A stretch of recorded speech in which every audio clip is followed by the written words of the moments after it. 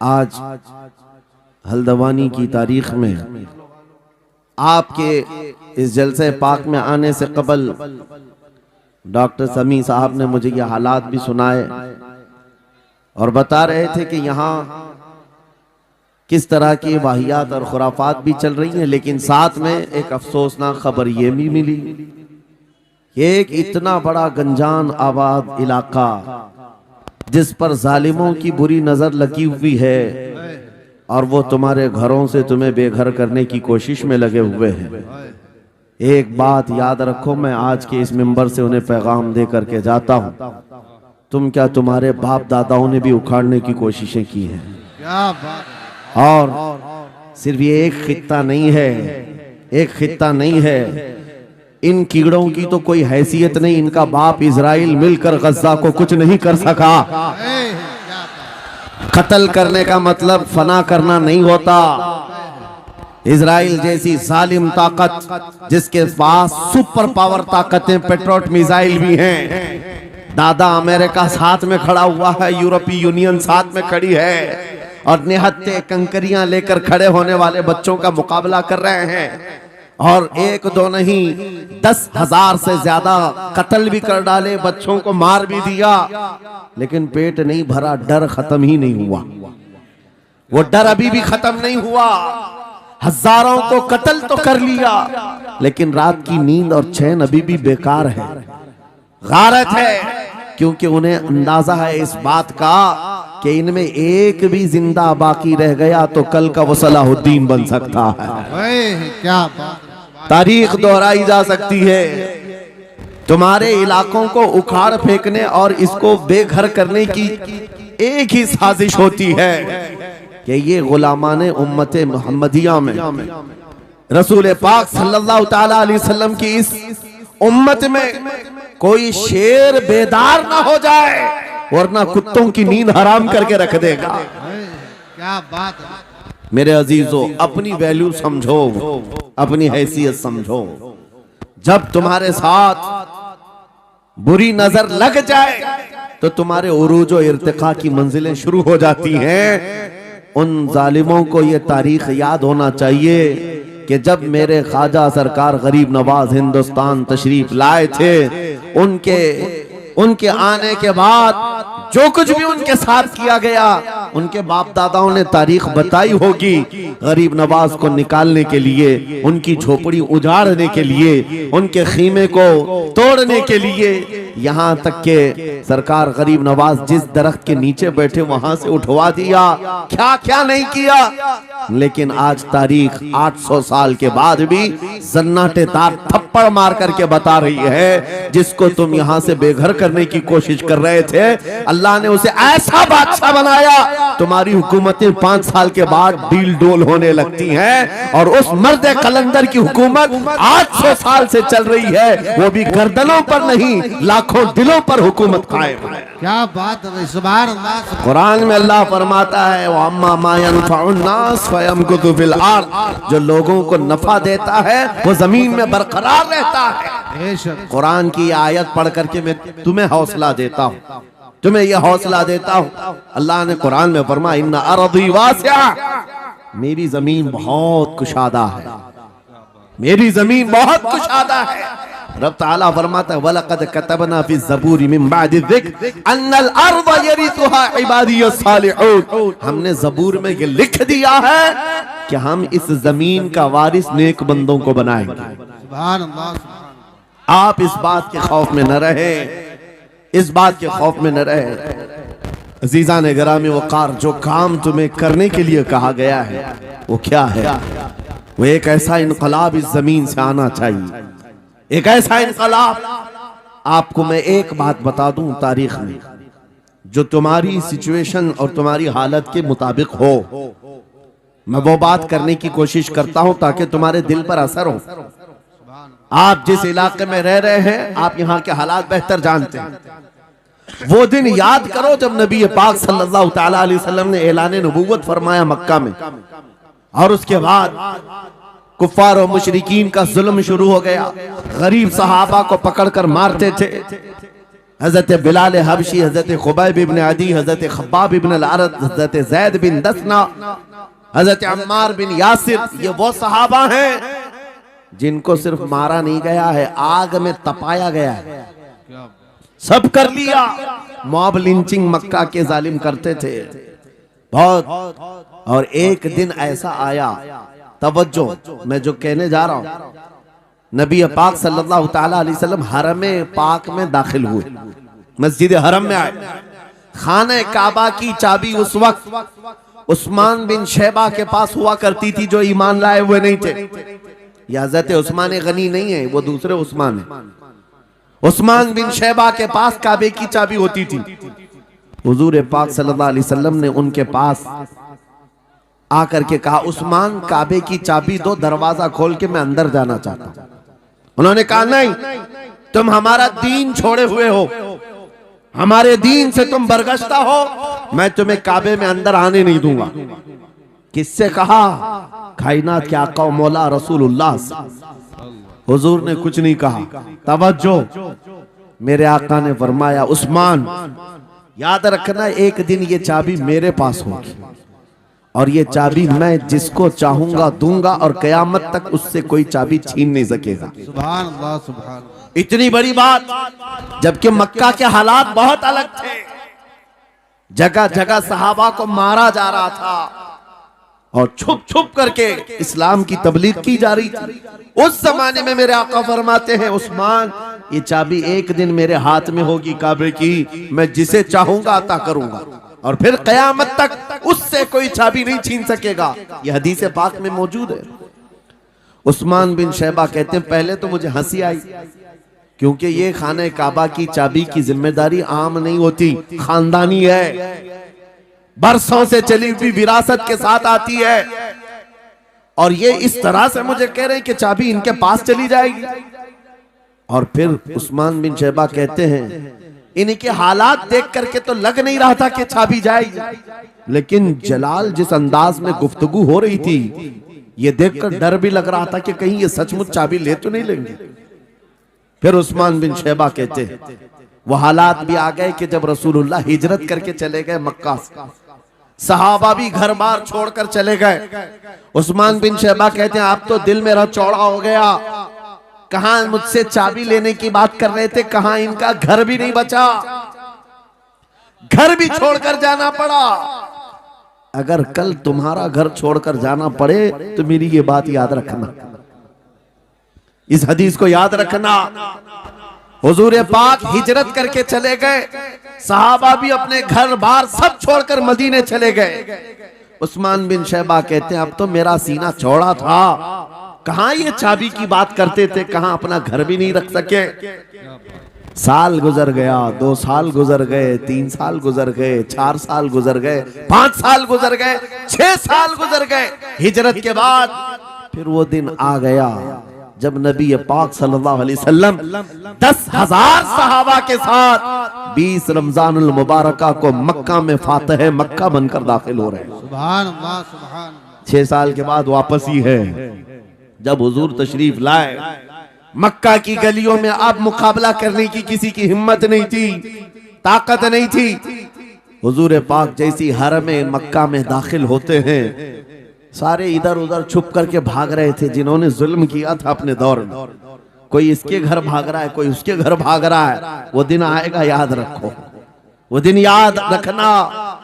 कुफ्फारे मक्का भाग रहे थे, जान बचा रहे थे, और मेरे आका काबे के पास खड़े होकर के ऐलान कर रहे थे, आज तुम्हारी जान बख्श दी गई है, आज तुम्हारे लिए रहमत का दिन है, हम आज किसी के साथ मुकाबला नहीं करेंगे। हुजूर अपनी रहमत के खैरात बांट रहे हैं। फिर अब सुनो, 10,000 सहाबा के साथ जब मक्का मुकर्रमा में मेरे आका दाखिल हुए, अब खाने काबा खोलने की बात थी। चाबी किसके पास है? उस्मान बिन शैबा के पास। बुलाया रसूलुल्लाह ने, कहा है उस्मान बिन शैबा?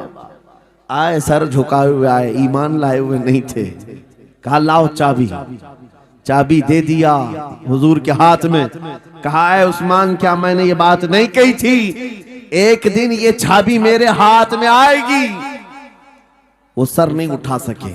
सर झुकाए खड़े रहे। मेरे आका ने अपने हाथों से चाबी खोला, खाने काबा का दरवाजा खोला और वहां से सारे शिर्क को, कुफ्र की आलाइशों को पाक किया। फिर उसके बाद चाबी बंद करके, अब सुनो, मेरे आका बाहर आए और फरमाया, आज मैं ये चाबी ऐसे आदमी के हाथ में दूंगा जिससे कयामत तक कोई छीन नहीं सकेगा। क्या बात है, सुभान कितना बड़ा फरमान है मेरे आका का। सुभान हुजूर ने जब ये फरमाया तो जो बड़े बड़े सहाबा थे उनके दिलों में ख्वाहिश थी, काश चाबी हमें मिल जाए, हमारे खानदान में चलती रहे। वहां सिद्दीक अकबर भी हैं, फारूक आजम भी हैं, उस्मान इब्न अफ्फान भी हैं, हैदर कर्रार भी हैं, रिदवानुल्लाहि अलैहि मजमाइन। सब सहाबा के दिल में ख्वाहिश थी ये चाबी हमें मिल जाए। मेरे आका सल्लल्लाहु अलैहि वसल्लम ने सबकी तरफ देखा और फिर आयत पढ़ी, इन्नल्लाह यअमुरुकुम अन तुअद्दुल अमानाति इला अहलिहा, बेशक अल्लाह तुम्हें हुक्म देता है अमानत उसके अहल के सुपुर्द कर दो।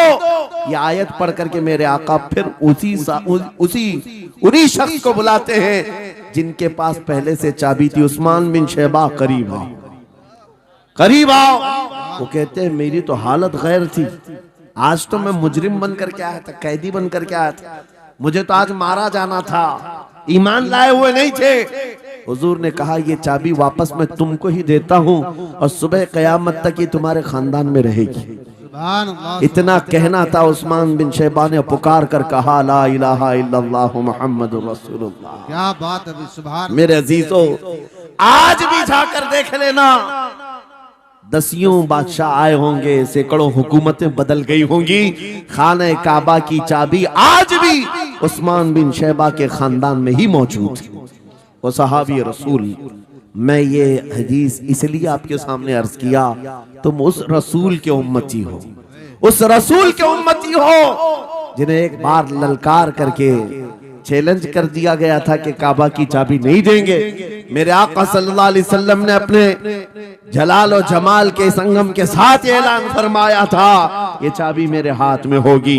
आज उस हबीब कायनात, रसूल कायनात सल्लल्लाहु अलैहि वसल्लम की उम्मत को मैं ये हदीस सुना करके अर्ज कर रहा हूँ, हालात अगर मक्का जैसे आ गए तो नर्वस मत हो जाना, हमारा घर लुट जाएगा, हमारी चाबियां चली जाएंगी, हमारे कुवाड़ दरवाजे बंद हो जाएंगे। उस नबी को याद करना, आका आपका उम्मती अगर बेघर किया जा रहा है, आपकी तरफ से मदद आ जाए और आएगी, मेरा यकीन है मदीने से आवाज आएगी। आज ये जालिम कुत्ते अगर तुम्हारा दरवाजा बंद करते हैं, इंतजार करो, इंतजार करो, कुछ देर की खामोशी है, फिर शोर आएगा। आज कुत्तों का वक्त है, कल हमारा दौर आएगा। नारे तकबीर, नारे रिसालत, अज़मते रसूल, शाने रसूल, फैजाने औलिया इकराम, फैजाने आशिक़े रसूल।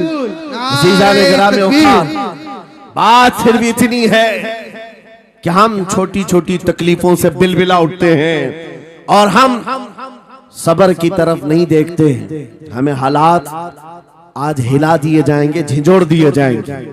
कुरान पाक में रब ताला फरमाता है, अम हसिबतुम अन तदखुलुल जन्नह वलम्मा यातिकुम मसलुल लज़ीना खलौ मिन क़ब्लिकुम मस्सतहुमुल बअसाउ वद्दर्राउ वज़ुलज़िलू हत्ता यक़ूल अर्रसूलु वल्लज़ीना आमनू मअहु मता नस्रुल्लाह अला इन्न नस्रल्लाहि क़रीब।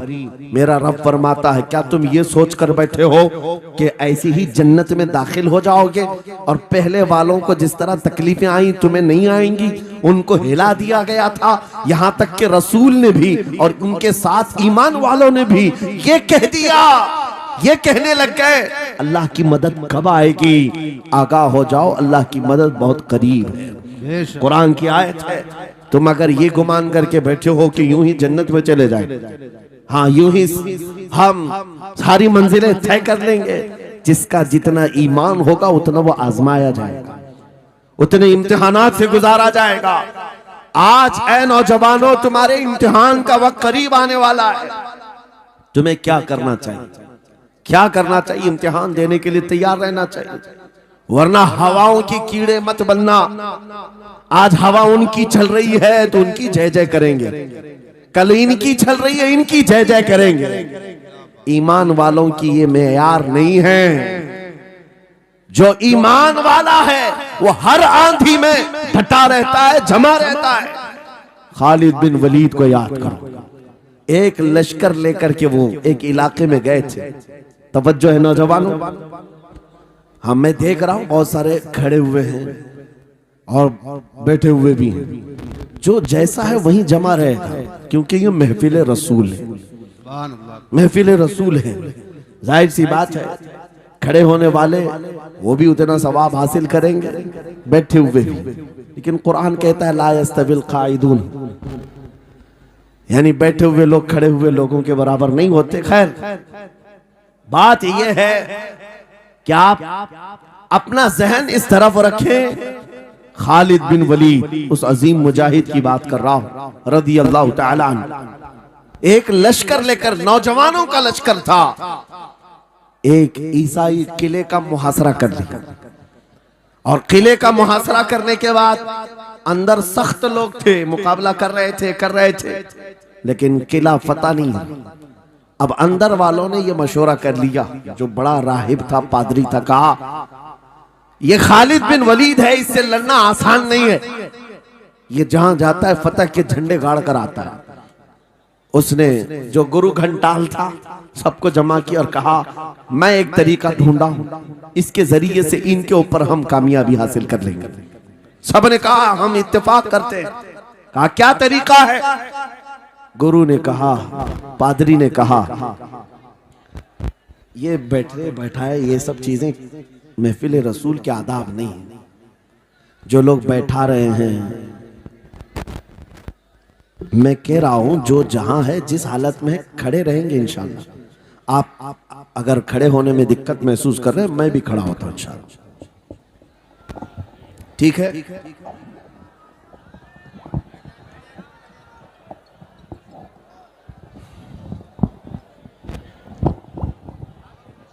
सुभान अल्लाह। मुझे पता है सब जवान हैं, सुबह तक खड़े होने को तैयार है और हम भी खड़े रहेंगे इंशाल्लाह। अब ठीक है, अब कोई किसी को बिठाए भी नहीं, कोई किसी को खड़ा भी ना करे। दुरूद पाक पढ़ लीजिए एक बार। अल्लाहुम्मा सल्ली अला सय्यिदिना मुहम्मद व आलिहि व अस्हाबिहि व बारिक वसल्लम। मुझे पता है मुफ्ती साहब, मैं ये आपको बता दूं, हर जलसे में ये हाल हम देखते हैं। वजह यह है कि हम कुर्सी पे बैठे रहते, कुछ लोगों को नजर नहीं आते, वो हंगामा करते रहते, इधर से नहीं दिख रहे, उधर से नहीं दिख रहे, और आसपास जो बैठे हुए हैं इनको वो अड़चन समझते हैं कि ये बीच में हाइल हो गए हैं। लेकिन मैं इतनी बात कहता हूँ, अल्हम्दुलिल्लाह हमारी वो कौम है, मुझ जैसे एक निकम्मे को, मैं एक गुलाम और खादिम हूँ, मुझे देखने के लिए वो बीच में किसी को बर्दाश्त नहीं कर पाते, तो ये अपने रसूल और अपने दरमियान किसी और को क्यों बर्दाश्त कर सकती है? क्या बात है, बहुत अच्छा। हम गुलामों के लिए इनके जज्बात हैं तो रसूल के लिए जज्बात और हैं। अल्हम्दुलिल्लाह वो इश्क अभी सलामत है, इसीलिए तो हम घूम रहे हैं। अगर मरे होते तो मुर्दों को कौन खिताब करता? जिंदगी अभी बाकी है और हमें उम्मीद भी बाकी है, उम्मीद बाकी है। खुराफात आ गई है, मुझे पता है, गलत काम बहुत आ गए हमारे मोहल्ले में। मुझे सुबह से बताया गया बहुत सारे, ये एक मोहल्ले का अलमिया नहीं है, हम जहाँ जा रहे हैं शहरों के शहर नशे में तबाह हैं, बर्बाद हैं। लेकिन साथ में मुझे इस बात का यकीन है हुजूर की ये उम्मत गुनहगार तो हो गई है लेकिन गद्दार नहीं है। क्या बात है, बहुत। हुजूर की गद्दार नहीं है। आज भी अगर इनसे कह दो, चाहे वो किसी भी तरह का अमल रखता हो, हुजूर की इज्जत की बात आई तो अपनी गर्दन लेकर हाजिर होने को तैयार सुभान अल्लाह है या नहीं मेरी इस बात पर? सुनो, खालिद बिन वलीद जब किले का मुहासरा कर चुके हैं, ईसाई पादरी ने अपने सारे साथियों से कहा हम इनको 3 दिन का टाइम देते हैं कि हम इनको सुलह करने की बात करेंगे, लेकिन मेरी एक शर्त होगी। या अपने नौजवान साथियों को लेकर बाजार से गुजरते हुए आ जाए, अगर सही सलामत इनके सारे फौजी आ गए हम किले की चाबियां दे देंगे। सारे ईसाइयों ने पूछा क्या करना क्या चाहते हो? उस पादरी ने कहा मुल्क की मशहूर खूबसूरत लड़कियों को और जरो जवाहरात को मैं रास्ते पर बिछा दूंगा, नंगी लड़कियों को खड़ा कर रखूंगा। जब खालिद बिन वलीद की फौज यहाँ से गुजरेगी, नौजवान है, नफ्स भड़कता है, और इस तरह से एक नौजवान को खरीदने के लिए दो ही चीजें होती हैं, एक औरत है, दूसरी दौलत है, और नौजवान इसमें फिसल जाता है। मैं जानता हूं कि जब ये दोनों चीजें सजा कर रख दी जाएं, खालिद बिन वलीद के ये लश्करी टूट पड़ेंगे औरतों पर और दौलत पर, हम आसानी से इन पर काबिज हो जाएंगे। सबने वाह वाह किया, तालियां बजाई, और पादरी आकर खालिद बिन वलीद से कहता है हम आपसे लड़ना नहीं चाहते, हम आपसे मुकाबला नहीं करना चाहते।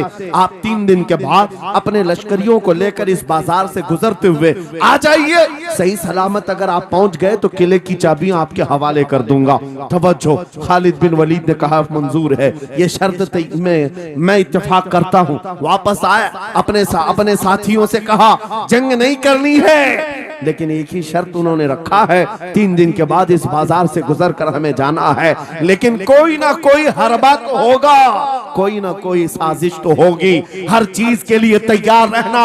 खालिद बिन वलीद अपने उन नौजवान लश्करियों से कह रहे थे, ऐ नौजवानों तवज्जो से सुनना इस बात को, आज भी दुनिया ये सारे हरबों पर अमल कर रही है हमारे साथ, हमारे नौजवानों के साथ। खालिद बिन वलीद के 3 दिन गुजर गए, ईसाइयों ने अपनी तैयारियां खूब कर ली, बाजार में ओरियां लिबास में, आधे लिबास में नंगी लड़कियों को खड़ा किया, सरो जवाहरात दौलत के अंबार बिछा दिए। जब खालिद बिन वलीद के सिपाही मैदान में गुजरते हुए उस बाजार में आते हैं, पहला कदम रखा था, नजरें पड़ गई, खालिद बिन वलीद रुक गए, पलट गए, अपने लश्करियों से कहा वही आज मैं तुमसे कह रहा हूं। उन्होंने कहा था ऐ नौजवानों, ऐ रसूलुल्लाह के शहदाइयों, तुम्हारी इम्तिहान का दिन है, आज तुम्हारे इम्तिहान का दिन है। अगर तुम्हारा कदम फिसल गया, सुबह क़यामत तक तुम पर लानतों की फटकार होगी, और अगर जमा रहा, सुबह क़यामत तक अल्लाह की रहमत के फूल बरसाए जाएंगे। नौजवानों ने पूछा करना क्या है हमें, आज कौन से इम्तिहान में कामयाब होने का तरीका क्या है इस इम्तिहान में? खालिद बिन वलीद ने कहा कुछ ना करना, बस अपने रसूल की सुन्नत पर अमल करना। कहा हम तो करते हैं, यहाँ क्या करना है? खालिद बिन वलीद कहते हैं मैंने मेरे मुस्तफा करीम को देखा है, जब रसूलुल्लाह मदीने के बाजार से गुजरते थे अपनी नजरें नीची करके जाते थे। आज तुम बाजार से जा रहे हो, बस इस सुन्नत पर अमल कर लो, अपनी हया की नजरें झुकाकर चलना, फिर उसके बाद अल्लाह मालिक है। खालिद बिन वलीद के जोश और वलवले से भरी हुई ये तकरीर ऐसी असर कर गई, वो नौजवान एक दो नहीं थे, सैकड़ों की तादाद में थे, सर झुकाए बाजार से ऐसे चल रहे हैं। तारीख निगार कहते हैं वो इस तरह से चल रहे थे कि उनके सरों पर अंडा भी रख दिया जाता तो नहीं गिरता, ना इधर हिलाए ना उधर हिलाए, ना इधर देखे ना उधर देखे, और बराबर अपनी नजरें जमीन पर झुकाए हुए तेजी से चलते हुए उस किले के फाटक तक पहुंच गए। वहां वो पादरी साहब इंतजार में थे, भटक गए होंगे, औरतों से लिपट गए होंगे, दौलत जमा कर रहे होंगे, मगर ये दीवाने ठुकराते हुए हर दौलत और उरियानियत को उस किले के फाटक तक पहुंच गए। पादरी सामने आया, किले की चाबियां वादे के मुताबिक खालिद बिन वलीद की गोद में डाल दिया और कहा एक बात बताओ ऐ खालिद, एक बात तो बताओ, ये जो तुमने जमात, ये जो तुमने लश्कर जमा किया है सिपाहियों का, ये इंसान है या फरिश्ते हैं? इनके दिल है या नहीं? इनकी ख्वाहिशात है या नहीं? इनके जिस्मों में नफ्स है या नहीं? हमने मुल्क की सबसे खूबसूरत तरीन औरतों को खड़ा कर दिया था, दौलत को बिछा दिया था, इनमें से एक भी उसकी तरफ तवज्जो नहीं किया। खालिद बिन वलीद मुस्कुराकर जो जवाब देते हैं वो हमारा ईमान होना चाहिए। क्या जवाब देते हैं? फरमाते नादान, ऐसा ही उन आंखों को तू खरीदने की कोशिश कर रहा था जिन आंखों में पहले से जमाले मुस्तफा बसा हुआ। क्या बात है, सुभान अल्लाह, अल्लाह या रसूल।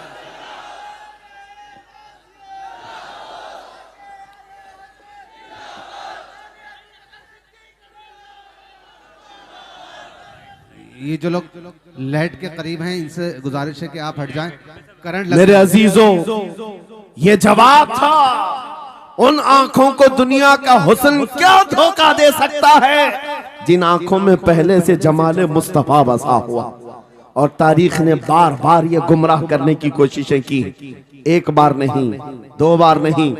कलयुबी में एक हिकायत है, हजरत शहाबुद्दीन कलयुबी ने लिखा है, 3 भाई एक ईसाई बादशाह की कैद में आ गए थे। तीनों सगे भाई थे और जवान भी थे। जवान ज्यादा है इसलिए खिताब कर रहा हूं। इसका मतलब ये नहीं है कि बूढ़ों के लिए कोई नसीहतें नहीं, इंसान है, नफ्स है, तो सबके लिए, सबके लिए है। 3 जवान कैद में आ गए। बादशाह ने उनको ऑफर दिया कि मेरे दीन में आ जाओ, मैं सिपाही बना लूंगा, वजीर बना लूंगा। मगर वो रसूलुल्लाह के गुलाम थे, मेरे आका के शहदाई थे। कहा इतनी आसानी में तो हम दीन नहीं बेच सकते।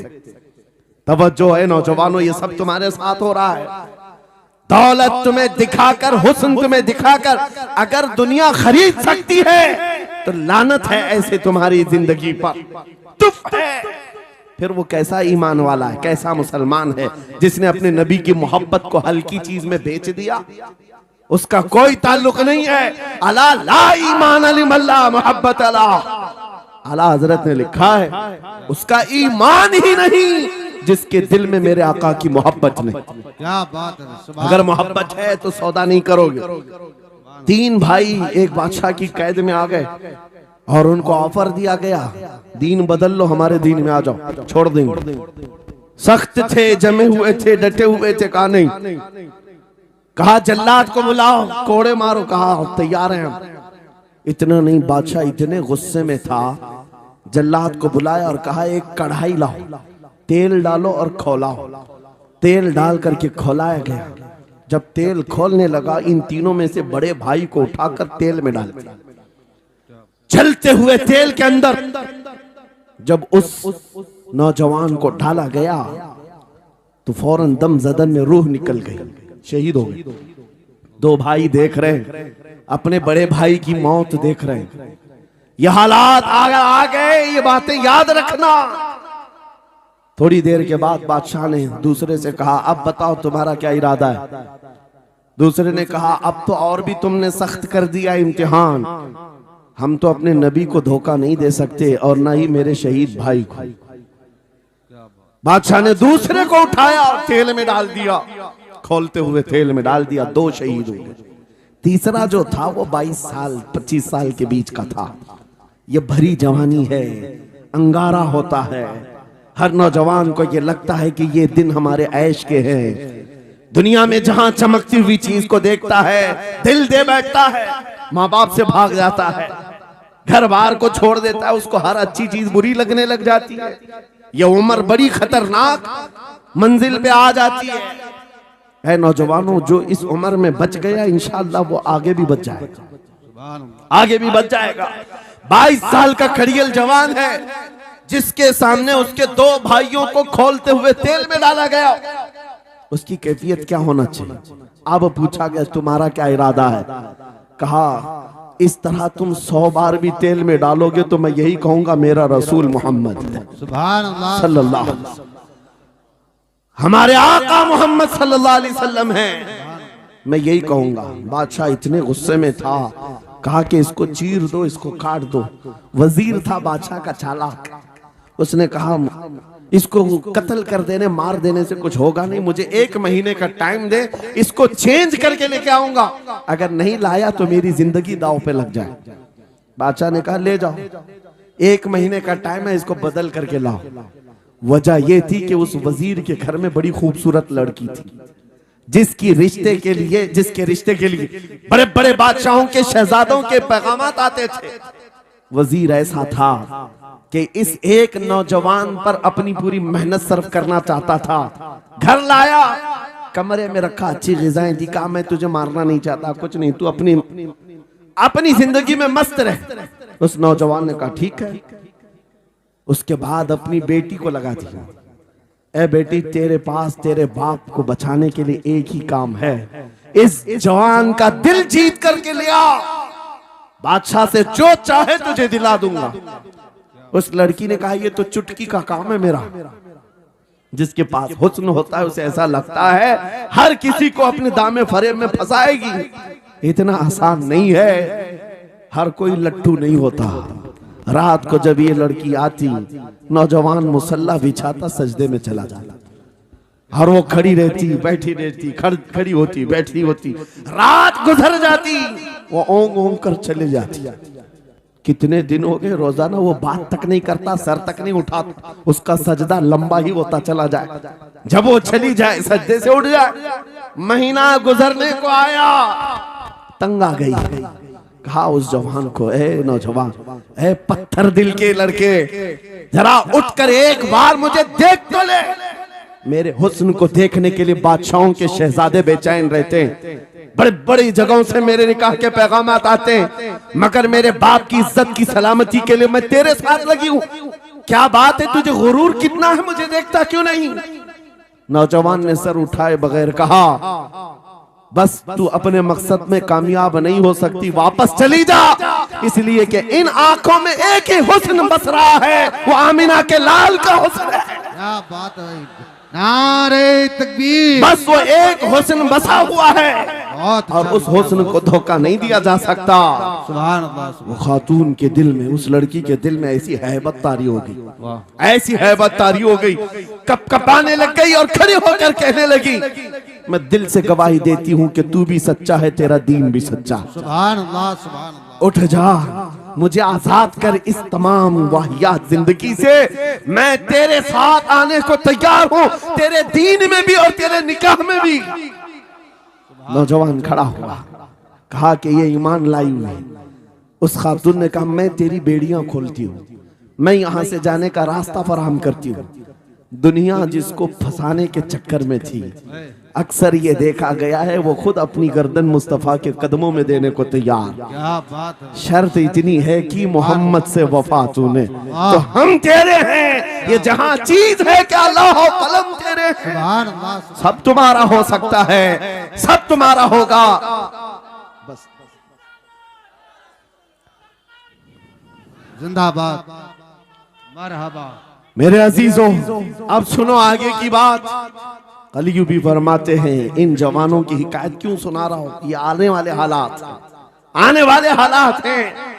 कहते हैं रात की तन्हाई में उस खातून ने उस नौजवान की बेड़ियां खोल दी, हुजरे का दरवाजा खोल दिया और उसको लेकर के निकल गई। कहा रास्ता मैं बताती हूँ, सल्तनत की सरहदें मैं उबूर कराती हूँ, फिर तेरी मर्जी, अगर मुझे साथ रखना है तो ले चल अपने दयार में, या फिर छोड़ना है तो छोड़ दे। उस नौजवान ने कहा कि ठीक है साथ चलो। रात के वक्त ये दोनों तन्हा साथ चल रहे थे। ये भागे हुए लोग नहीं है, ये ईमान पर इस्तिकामत वाले लोग, सुभान, ये हुस्न पर फिदा होने वाले लोग नहीं। रात के वक्त जब चल रहे थे, आधी रात गुजरी हुई थी, अचानक घोड़ों के दौड़ने की आवाज आई। बहुत अहम बात कर रहा हूं, घोड़ों के टाप की आवाजें आने लग गई। अब ये दोनों डर करके एक दरख्त के पीछे छुप गए। उन्हें लगा बादशाह को खबर हो गई, बादशाह ने हमें पकड़वाने के लिए पूरी फौज भेज दी है। वजीर को भी पता चल गया होगा, ये डरे सहमे हुए दरख्त के पीछे छुपे हुए थे कि अब क्या होगा इसके बाद। घोड़ों के दौड़ने की आवाज कम होती गई, कम होती गई, और इनके दरख्त के आगे आकर सारे घोड़ों की आवाज रुक गई, सब रुक गए। और ये दरख्त के बाहर सर नहीं निकाल रहे थे। बाहर आई हुई जमात ने इनका नाम लेकर पुकारा, फलां बिन फलां बाहर आ जाओ। ये नौजवान कहता है, जब मैं बाहर आकर देखा, ये बादशाह की फौज नहीं थी, इसके दोनों शहीद भाई पूरी जमात के साथ घोड़ों पर सवार हैं। सुभान अल्लाह। जिनको बादशाह ने खोलते हुए तेल में डाला था, वो घोड़ों पर सवार आ रहे हैं। नौजवान देख करके हक्का बक्का रह गया। पूछा, भाईजान आप कैसे आए, आप कैसे आए? उन दोनों भाइयों ने कहा, ऐ हमारे नन्हे भाई, क्या तुझे पता नहीं अल्लाह ने फरमाया वला तक़ूलू लिमन युक़तलु फी सबीलिल्लाहि अमवात बल अहयाउ वलाकिन ला तशउरून। जो अल्लाह की राह में मारे जाएं उन्हें मुर्दा मत कहो, वो जिंदा है, तुम्हें उसका शऊर नहीं। ये सिर्फ तू हमें देख रहा है, पहचान रहा है। तुझे पता है ये जो जमात हमारे साथ आई है आम लोगों की नहीं, ये बदर खंदक के सहाबा की जमात है। सुभान अल्लाह, सुभान अल्लाह, बहुत अच्छा या रसूल मरहबा। अल्लाह, बात सिर्फ इतनी है, बात सिर्फ इतनी है, अगर तुम अल्लाह के सच्चे बंदे बन जाओ, हुजूर के वफादार बन जाओ, पूरी दुनिया तुम्हारे लिए घुमा दी जाए, हालात तुम्हारे लिए बदल दिए जाएंगे। थोड़े दिनों की बात है, इसीलिए इकबाल ने कहा था, सच्ची बात है नौजवानों, मेरा पैगाम ये है, अगर सुनना है तो सिर्फ इतना है, कुफ्र दम तोड़ देगा टूटी हुई शमशीर के साथ, कुफ्र दम तोड़ देगा टूटी हुई शमशीर के साथ। घर तुम निकल आ जाओ एक बार नारे तकबीर के साथ। नारे तकबीर, नारे रिसालत, नारे गौसियत, लब्बैक या रसूल अल्लाह, लब्बैक या रसूल अल्लाह, नारे तकबीर। अब बात ये सुनकर के चलो, दो मिसालें मैंने तुम्हारे सामने रखी, एक सैयदना खालिद बिन वलीद की, एक ये तीन नौजवान भाइयों की। दोनों जगह पर भी मैंने आपके सामने रखा, दुनिया ने किस जरिए से हमें खरीदने की कोशिश की। खालिद बिन वलीद के जवानों को भी दुनिया औरत और दौलत से खरीदना चाहती थी, इन तीन जवान भाइयों को भी दुनिया दौलत और औरत से खरीदना चाहती थी। आज भी वही सिचुएशन है। आज अगरचे सामने तुम्हारे सामने नहीं लाया जाता, लेकिन हर एक की मुट्ठी में इंटरनेट पहुंचा करके, गंदी तस्वीरें तुम्हारे सामने पहुंचा करके तुम्हारे ईमान को खरीदने की दुनिया कोशिश में लगी हुई है। आपको पता है पूरी दुनिया की सबसे बड़ी इंडस्ट्री पोर्नोग्राफी की है। ये बॉलीवुड और हॉलीवुड कुछ नहीं लगते उसके सामने। पोर्नोग्राफी जो और यहाँ गंदी फिल्में बनाने वाली इंडस्ट्री सबसे बड़ी है, करोड़ों अरबों डॉलर उसमें खर्च किए जाते हैं। किस वजह से? तुम्हारी आंखों की हया खत्म हो जाए, तुम्हारे ईमान का कत्ल हो जाए। आज नौजवान ये समझता है मेरी मुट्ठी में मोबाइल है, मुझे कौन देख रहा है। ये घर के अंदर तारीकी में बैठ करके अपनी आंखों का सौदा कर रहा है। इन और यह तस्वीरों को तुम अपनी उंगलियों के पौर से हिला हिला करके देख रहे हो। एक बात याद रखना, हो सकता है तुम्हारी माँ से पोशीदा है, तुम्हारे बाप से छुपी हुई हरकत है, तुम्हारे भाई और दोस्तों से छुपी हुई हरकत है। कुरान कहता है यअलमु खाइनतल अयुनि वमा तुख्फी सुदूर, वो अल्लाह है जो तुम्हारी आंखों की खयानत को देख रहा है।